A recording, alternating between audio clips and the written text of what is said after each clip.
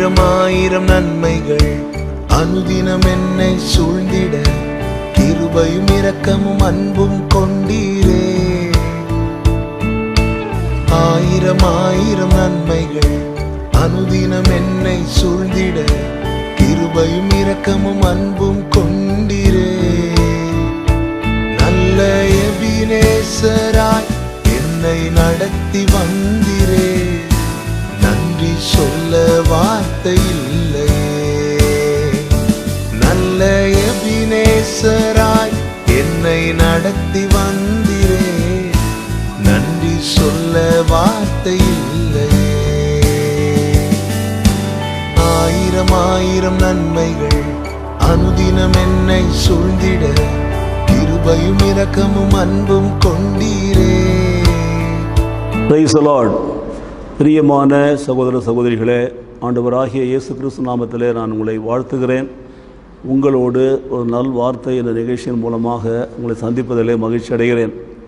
கர்த்தருடைய பெரிதான கிருபையினாலே நாம் தொடர்ந்து இந்த தேவனுடைய வார்த்தைகளை ஒவ்வொரு வாரமும் ஞாயிறு, திங்கள், செவ்வாய் விடுத்து புதன், வியாழன், வெள்ளி விடுத்து சனி, ஞாயிறு என்று சொல்லி நம்மால் கேட்க முடிகிறது.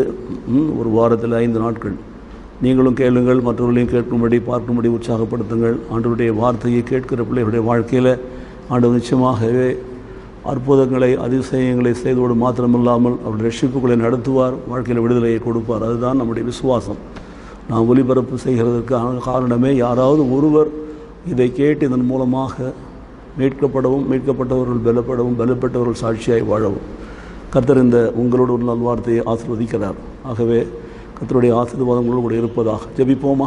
நேசிக்கிற நல்ல பிதாவே, நன்றி நிறைந்த உள்ளத்தோடு நாங்கள் உம்மை துதிக்கிறோம், சோத்தரிக்கிறோம். இன்றைக்கும் ஆண்டவரே உடைய பாதத்தில் அமர்ந்து உடைய வேதத்தில் உள்ள அதிசயங்களை காணும்படி எங்களை கண்களை திறக்க வேண்டுமா நாங்கள் ஜெபிக்கிறோம், துதிக்கிறோம், சோத்தரிக்கிறோம். சத்தியத்தை அறிகிற ஞானத்தை, புத்தியை, கிருபை எங்களுக்கு தாரும். சத்தியத்தையும் அறிவியல் சத்தியம் விடுதலையாக வசனத்தின்படியாக எங்களை பாவத்திலிருந்தும், சாபத்திலிருந்தும், நோயிலிருந்தும், தடுத்திலிருந்தும், சோதனைகளிலிருந்தும் விடுதலையாக்கி ஆண்டவரே ஸ்தோத்திரம். எங்களை தப்புவித்து, எங்களை ஏந்தி, எங்களை வாழ்க்கையில் உயர்த்தும்படி நாங்கள் ஜெபிக்கிறோம், ஆசீர்வதிக்கிறோம், வாழ்த்துகிறோம். இயேசு கிறிஸ்து நாமத்திலே பிதாவே, ஆமென், ஆமென். பிரியமானவர்களே, கிறிஸ்துவ வாழ்க்கை என்பது கர்த்தராகிய இயேசு கிறிஸ்துவை நாம் ஒரு மாடலாக, மாதிரியாக கொண்டு அவரை பார்த்து அவரை போல பரிசுத்தம் உள்ளவர்களாய், நீதி உள்ளவர்களாய், உண்மை உள்ள இலக்கம் உள்ளவர்களாய், அவரை போல நன்மை செய்கிறவர்களாய் நாம் வாழ வேண்டும் என்பது தான். ஸோ நம்முடைய கிறிஸ்துவ வாழ்க்கைக்கு ஒரு மாதிரி ஆண்டவராக இயேசு கிறிஸ்து. அதற்கு அடுத்தபடியாக வேத புஸ்தகத்தில் அப்போஸ்தலனாகிய பவுல், அவரும் நம்முடைய வாழ்க்கையில் நம்மை தன்னை ஒரு மாதிரியாக வைத்திருக்கிறார். பாருங்கள், பவுலுடைய வாழ்க்கை நமக்கு ஒரு மாதிரி. இப்போது ஆண்டவரை அறியாத நாம் ஆண்டவரை அறிந்து, ஆண்டவரை ஏற்றுக்கொண்டு சொந்த ரட்சகராக நம்முடைய பாவங்களை அறிக்கை செய்து விட்டு மனம் திரும்பி நாம் பரிசுத்தமுள்ள வாழ்க்கை வாழ்கிற பொழுது நாம் மற்றவர்களால் கிறிஸ்தவன் என்று அழைக்கப்படுகிறோம். ஸோ நம்மை காண்கிறவர்கள் கிறிஸ்துவை காண்கிறார்கள். கிறிஸ்து நமக்கு மாதிரி. இயேசு கிறிஸ்துவை போல் என்னை மாற்றும் என்று சொல்லி தான் நம்ம பாடுகிறோம், ஜெபிக்கிறோம், கேட்கிறோம். அப்போது இயேசுவை மாதிரியாக கொண்டு வாழ்கிற வாழ்க்கையில் நாம் இயேசுவை பிரதிபலிக்கிறோம். நம்மை இயேசுவை காண்கிறார்கள். அப்போது இயேசு நமக்கு ஒரு மாதிரி, நாம் இயேசுவுக்கு ஒரு மாதிரியாக இருக்கிறோம். So again we are an example, a model of Jesus Christ. So just அவரை நாம் பிரதிபலிக்கிறோம். சரிதானா? இது கிறிஸ்துவ வாழ்க்கை மிக அவசியமான ஒரு காரியம். அடுத்தபடியாக பவுலுடைய வாழ்க்கை நமக்கு ஒரு மாதிரியாக இருக்கிறது. பவுல் நமக்கு ஒரு மாதிரியை வைத்திருக்கிறார். ஸோ பவுலுடைய வாழ்க்கையை நாம் பின்பற்றுகிற பொழுது, நாம் பவுலுடைய மாதிரியாக கொண்டு வாழ்கிற பொழுது நாம் பவுலை பிரதிபலிக்கவில்லை, இயேசு கிறிஸ்துவை பிரதிபலிக்கிறோம். ஏனென்றால் அவரும் இயேசு கிறிஸ்துவை தான் பிரதிபலிக்கிறார்.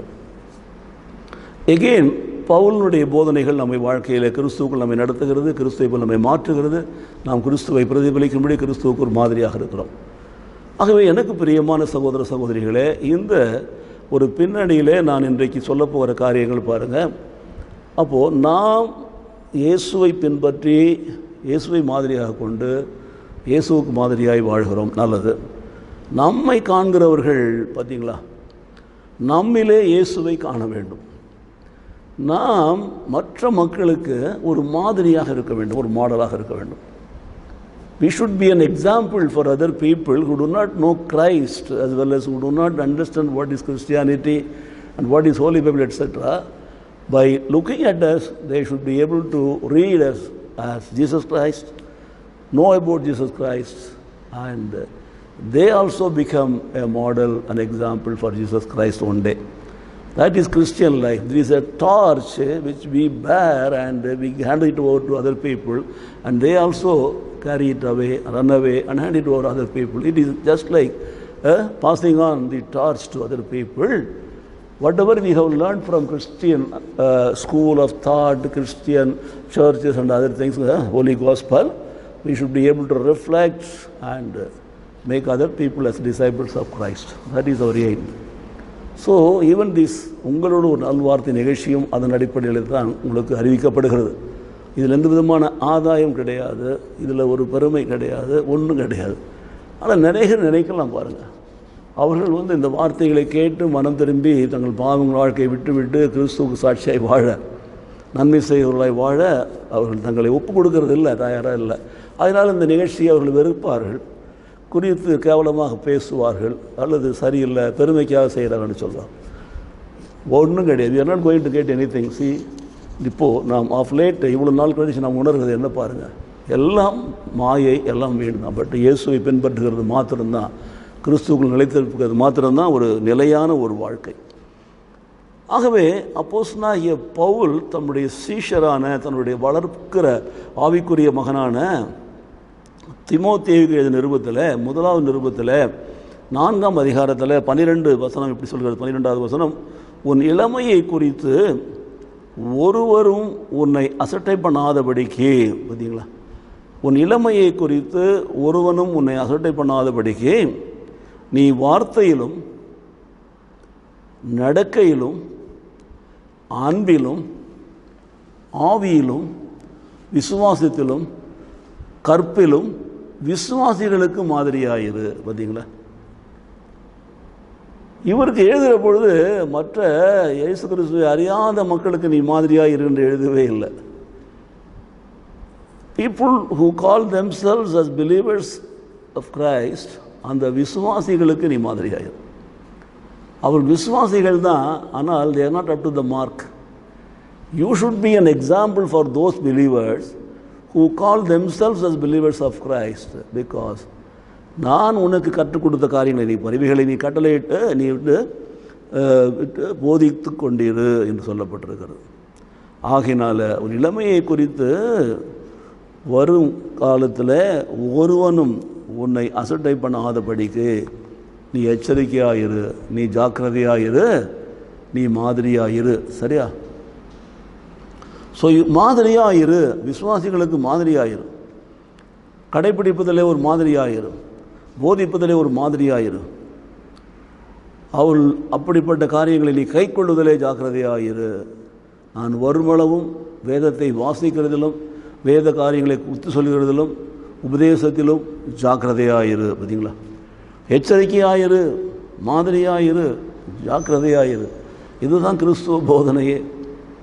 ஆனால் இன்றைக்கு சர்வசாதாரணமாக ஊரோடு ஒத்து வாழ்கிறோம், உலகத்தோடு ஒத்து வாழ்கிறோம் என்று சொல்லிக்கொண்டு நம்மை விட மோசமான ஒரு வாழ்க்கையை வாழ்கிறவர்களை தங்கள் மாதிரியாக வச்சுக்கிட்டு அவங்களோட நான் பெட்டர் என்று சொல்லிக்கொண்டு இன்றைக்கு கிறிஸ்துவை ஏமாற்றிக்கொண்டு உலகத்தை ஏமாற்றிக்கொண்டு வாழ்கிற மக்கள் அநேக பேரை நான் பார்க்குறோம். பக்தியிலும் விசுவாசத்திலும் தங்களை குறித்து மிக மேன்மையாக தாங்களே பேசிக்கொள்வார்கள். நான் அப்படிலாம் இல்லை, நான் இப்படி தான், நான் இப்படி தான் சொல்லிட்டு அப்படி செய்கைகளில் பார்த்தீங்கன்னா அது பிரதிபலிக்காது. அவருடைய வார்த்தைகளில் பார்த்தீங்கன்னா அது பிரதிபலிக்காது. அவர் நடக்கையில் பார்த்தீங்கன்னா அது பிரதிபலிக்காது. அவருடைய அன்பின் கிரிகைகளை பார்த்தீங்கன்னா அது பிரதிபலிக்காது. அவர்கள் தங்களை ஆவிக்குரிய பிள்ளைகள் சொல்கிறார்கள், அந்த ஆவியில் பார்த்தா சம்பந்தமே இருக்காது. தங்களை விசுவாசம் சொல்லி கொண்டிருக்காங்களே, அந்த விசுவாசத்துலேயும் அது இருக்காது. ஆகினால தான் தீமோத்தேயு எழுதுகிறார், நீ விசுவாசிகளுக்கு மாதிரியாயிரு. பார்த்தீங்களா, இன்றைக்கு சில பேர் சபையினுடைய லேபிள் வச்சுக்கிட்டாங்க, இந்த சபை அந்த சபை அந்த சபைன்னு சொல்லிட்டு பாருங்கள். இயேசு கிறிஸ்து அப்படி ஒன்றும் உருவாக்கவே இல்லை. இவரெல்லாம் மனுஷன் தன்னை இஷ்டப்படி உருவாக்கி கொண்டது. போதனைகளையும் அப்படி தான் பிரித்து எடுத்துக்கொண்டு தங்கள் இஷ்டப்படி யானையை பார்த்த குருடன் கதையாக இவர்கள் இயேசு கிறிஸ்துவை மாதிரியாக மாற்றி மாற்றி இயேசு போதித்தது ஒரே அன்பு தான், ஒரே மன்னிப்பு தான் எல்லாம். ஆனால் இந்த சபை என்ற பேரில் தங்களை வைத்துக்கொண்டு இன்றைக்கு காட்டிக் கொண்டிருக்கிறார்கள். பார்த்தீங்கன்னா different kinds of teachings and preachings and கொள்கைகள் டாக்டர் எல்லாம் இருக்கிறது பாருங்கள். ஆனால் we have to understand whether they reflect Christ or they are an example of Christ. There is only one Christ. ஆளுக்கு ஒரு கிரைஸ்ட் இருக்கிறாரா? சபைக்கு ஒரு கிறிஸ்துவ சபை இருக்கிறா? இல்லை. ஆனால் பேசுகிறதும் செயல்படுகளும் பார்த்தீங்கன்னா டோட்டலி டிஃப்ரெண்ட். அதனால தான் பவுல் தீமோத்தேயுக்கு தெளிவாக எழுதுகிறார் பாருங்கள். அப்போது ஊழியர்களுக்கு ஊழியக்காரர்களுக்கு மாத்திரமல்ல, விசுவாசிகளுக்கு இதை மாதிரியாக நீர் இரு என்று சொல்லி இவன் செய்கிற தீமோத்தேயு செய்கிற ஊழியத்திலே விசுவாசிகளுக்கு மாதிரியாக என்று சொல்லி சொல்கிறார் பாருங்கள். உன்னை குறித்தும் உபதேசத்தை குறித்தும் எச்சரிக்கையாக இரு, இவைகளில் நிலை கொண்டிரு. இப்படி செய்வாயானால் உன்னையும் உன் உபதேசத்தையும் கேட்பவர்களையும் ரட்சித்துக் கொள்வாய். பார்த்தீங்களா? ரட்சிப்பு தான் final. That is our target. அதுதான் நம்முடைய எய்ம், நம்முடைய கொள்கை கோட்பாடு. ரட்சிப்பு தான் மிக முக்கியம். அப்போது ஆண்டவரை ஏற்றுக்கொண்ட பிள்ளைகளுடைய வாழ்க்கையில் ஆண்டவருடைய வார்த்தைகளின்படி நடக்கணும். ஆண்டவருடைய வார்த்தைகளின்படி தான் தன் வாழ்க்கையை அமைத்துக் கொள்ளணும். வார்த்தைகளின்படி தான் பேசணும், வார்த்தைகளின்படி தான் செய்யணும், வார்த்தையின்படி தான் நடக்கணும், வார்த்தையின்படி தான் அன்பு செய்யணும், வார்த்தையின்படி தான் ஆவியில் காரியங்களில் வெளிப்படணும், வாசனையின்படி தான் விசுவாசத்திலே தங்களை காட்டிக்கொள்ளணும், கற்புள்ளவர்களாய் வாழணும். Everything is according to the word of God, according to the Holy Bible. அவ்வளோதான். இத்தனை காரியங்களும் இவைகள் எல்லாவற்றிலும் நீ விசுவாசிகளுக்கு மாதிரியாயிரு. இயேசுவை போல. இயேசு தான் நமக்கு மாதிரி. இயேசுவை ஏற்றுக்கொண்டதுனால, இயேசுவை பின்பற்றுவதனால நாம் இயேசுவை பிரதிபலிக்கிறோம். பலிப்பதோடு மாத்திரமில்லாமல் நாம் இயேசு கிறிஸ்துவுக்கு சாட்சியாக மாத்திரமில்லாமல் மாதிரியாக நாம் இருக்க வேண்டுமா? பார்த்தீங்களா?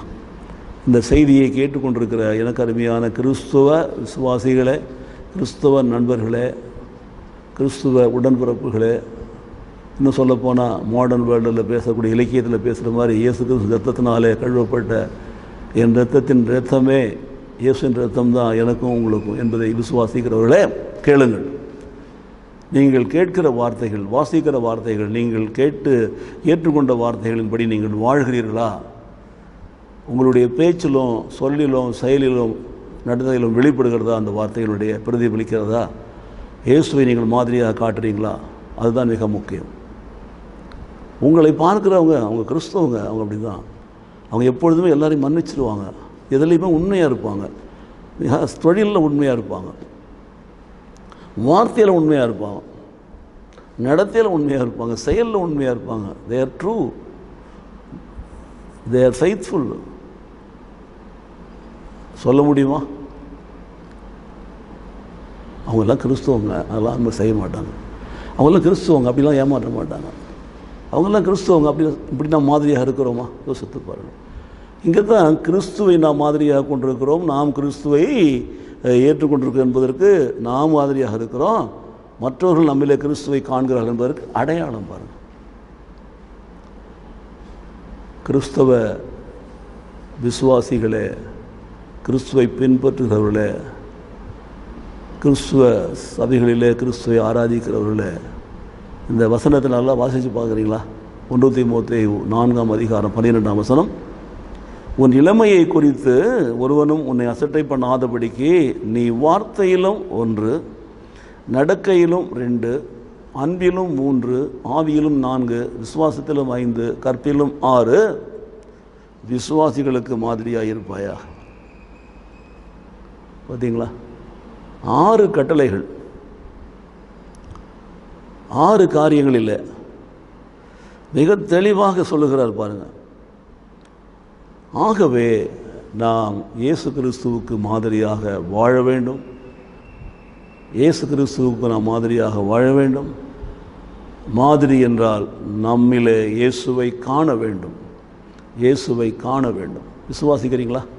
சாட்சியாக இருப்போமா? ஜெபிப்போம். நல்ல தகப்பனே, இந்த நாளிலே கேட்ட இந்த வார்த்தைகளுக்காக நன்றி செலுத்துகிறோம். அப்போஸ்தலனாகிய பவுல் தீமோத்தேயுக்கு எழுதின 1வது நிருபத்தில் 4வது அதிகாரத்தில் 12வது வசனத்தை நாங்கள் தியானித்திருக்கிறோம் சுவாமி. ஆண்டவரே, இந்த வார்த்தையின்படி நாங்கள் ஆண்டவரே உமக்கு உண்மையுள்ள ஒரு சாட்சிகளாக மாதிரிகளாக வாழ எங்களை அர்ப்பணிக்கிறோம் சுவாமி. எங்களை காணும்படி இயேசுவை காணவும், பரலோகத்தின் தேவனை மதிக்கவும், துதிக்கவும், கனப்படுத்தவும், கர்த்தருடைய வார்த்தையினாலே அவர்கள் ரட்சிக்கப்படவும் நாங்கள் ஜெபிக்கிறோம் சுவாமி. இயேசு கிறிஸ்து நாமத்திலே பிதாவே, ஆமென், ஆமென்.